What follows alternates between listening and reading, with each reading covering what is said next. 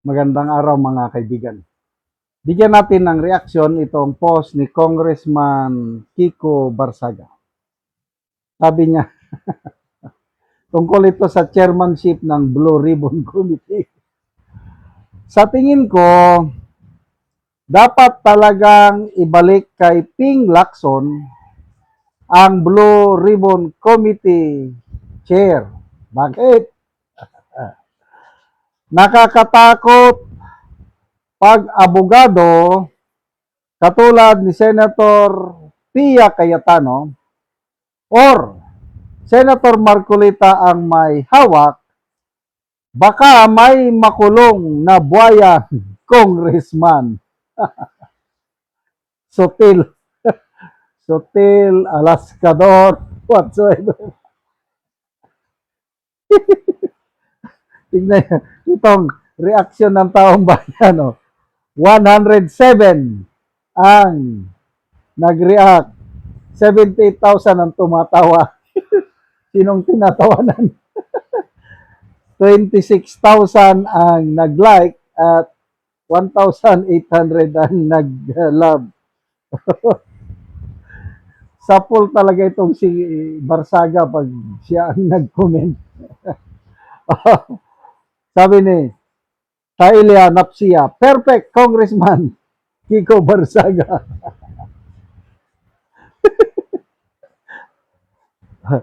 Sabi ni Davilon Laporin, napabasa ako ng 2 beses dito. Ako rin. Sabi ko, ha? Bakit? Ang tagal nating nagdasal na matanggal si Lacson as Blue Ribbon Chair. Ngayon, gustong ibalik ni Barsaga. Yung pala natatakot baka may makulong na buhayang congressman. Jailen Bargo, 100 points ka dyan, congressman. Chocracy, populism. Goods na yan, Kong, from abogado to abogado na. Engwa Tolentino, when sarcasm meets its end, truth starts speaking. Nice one, Congressman Kiko Barsaga. Sibyl Alivio, nagulat ako, Congressman. Akala ko, joke lang pala. Gracia Mary, sigurado yan, may makukulong talaga pag pero pag si Pinky may hawak, dead malang. Yes. Again, answered prayers natin ito mga kapwa ko DDS. Bago mag May 11, nung wala pang kudita, nakakalungkot yung pahayag ni Senator Cayetano. Sabi niya, wala na tayong maaasahan na mailabas ang katotohanan sa ngayon.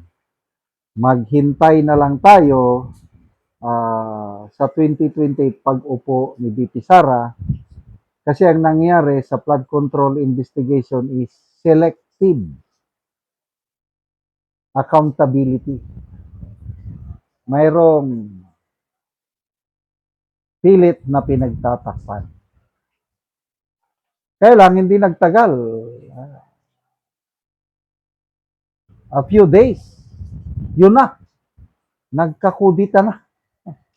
Ako, wala sa aking imagination na magkakaroon pa ng kudita. Kasi, ilang beses nang nag-attempt.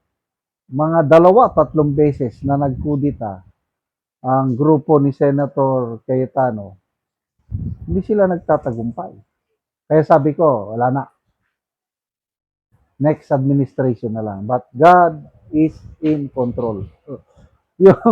Yung biglang paglitaw ni Senator Bato, that speaks it all. Yun na yung susi. Sabi nga ni Senator Marcoleta sa kanyang programa na nang hupasay yung nanlulumo daw, grabing panlulumo, yung grupo ni Soto nung biglang dumating si Bato. Kasi alam nila kasi, 'di ba, yung NBI, nag-coordinate na sa Sergeant at Arms, nag-coordinate na kay Soto na aarestuhin nila si Bato. Kaya kumpiyansa sila na hindi makakaboto si Bato. Kaya nung nakarating daw sa session hall si Bato na galit na gumano na. Yung ano, sabi niya na, anong klaseng administrasyon ito? The worst! Sabi niya. Ni-wrestling ako, pinigilan ako.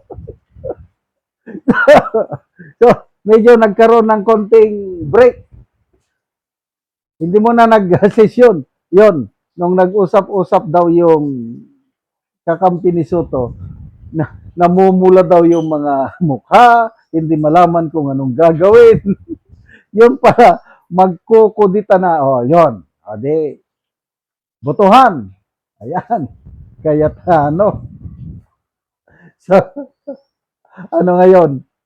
Sabi ni Lacson, I don't know kung totoo, para daw siyang nabunutan ng tinik ng loob nung natanggal sa kanya ang Blue Ribbon chairmanship. Maniwala ako dyan. Talagang plinano nila talaga ito na tanggalin si Marcoleta as chairman kasi pag hindi nila tinanggal, kung hindi sila nagkodita last year, tapos na ang flood control investigation na ngayon. Kaya lang nagtagumpay sila. Kaya lang bilog ang mundo. Nagtagumpay din tayo ngayon nung May 11, yan, natanggal si Lacson. So, kahit hindi si Marcoleta ang nailagay na chairman, okay pa rin. Dahil abogado yan, matino, matapang, walang kinikilingan, si Senator Pia Cayetano. Tatak Cayetano yan. Tingnan nyo yung amahan nila, Senator Rene Cayetano ba yung tatay nila? Kaya nakakatuwa yung ganyan. May dalawang anak na senador ngayon, Senator Rene Cayetano, Senate President pa. Oh. So, humanda ang mga buhayang congressman.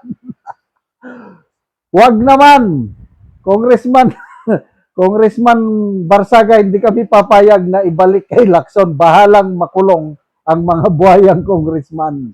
Merisig, gaba para sa kanila. Salamat mga kaibigan sa inyong pag-subaybay sa channel na ito. Nakakatulong kayo ng malaki sa tribong Talaandig ng Bukidnon dahil ang income natin sa channel na ito is pantulong po sa tribo. Namimigay tayo ng libreng yero at pako para makapagpatayo naman sila ng mas maayos na tirahan. Panoorin nyo ang video na ito. Karon mo na ni ang atop sa balay sa natagaan na Muugiro. So dako na gyud kayo og mga buslot ang iyang atop tungod kay dugay na manggod ning ayero. Mana ni ang iyang itsura. So pambutangan lang gani og mga silupin.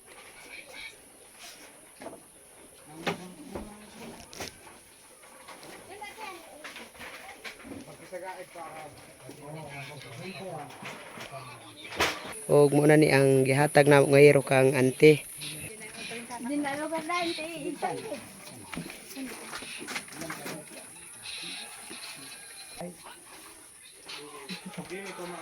Nagyud ni kada kon sa buslot.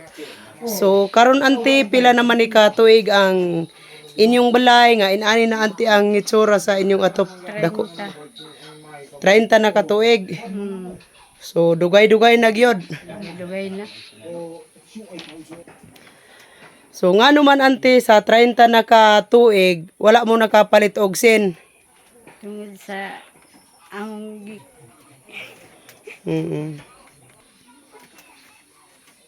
kalisod. So, igo ra dangamo giipalit sa makaon. So taman ra gyud ante sa pagkaon. Taman ra sa pagkaon. Oo, so naa pa kay estudyante karon ante. Wala. Wala na kay estudyante. Wala. Oo, so pila ka bukle ante ang imong anak? Napulo. Napulo. So asa sila gapuyo? Dinhi. So nakigpuyo lang sila sa inyo. Oh, So lisod gyud. So wala sila kaugalingon nga balay. wala. So nag-usa kung magulan ante unsa man inyong himuon? kung kuan mag-ulan, wala naman kay kuan naman dako naman kayo ang mga buslot sa inyong atop. Pangita rami sa dili gag katuluan. So didto lang mo. Hmm, So dili mo makatulog og tarong. dili sa Ginoo sa nagtawang sa sin. Sige ante, salamat. Sa